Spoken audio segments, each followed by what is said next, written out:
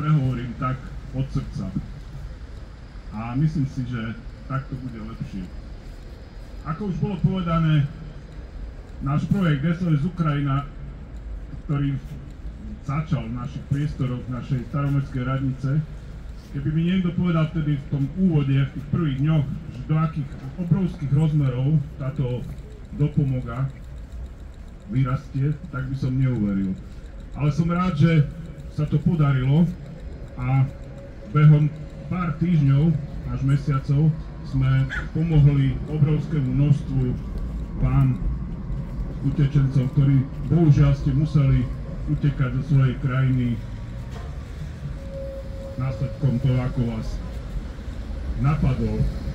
A poviem to ozaj a budem to hovoriť staré, ruský agresor. Čiže ak dnes, veľmi ma to mrzí, že dnes sa stretávame hlavne v médiách a všade počúvame, že sa ten názor trošku ako keby podsúva, sa to celé otáča, ale verte mi, že ja ako starosta, ktorý som pri vás bol od prvej minúty, keď ste prví z vás niektorí stáli ešte na zavretej rampe na hranici, kde sme s môjim zástupcom boli medzi prvými a čakali vás teplou polievkou a čajom, tak som už vtedy pochopil, že toto je vážna vec, a musíme vám pomáhať určite aj do budúcna. To neznamená, že sme pomáhali len ten prvé obdobie, prvý polrok, prvý rok, druhý rok.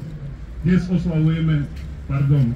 si pripomíname 3. výročie vzniku tohto nezmyselného konfliktu a ja ako starosta vám garantujem, že naša budova staromestskej radnice a celkovo naše staré mesto, ak môžem povedať aj celé mesto Košice, bude vždy pre vás vašim domovom.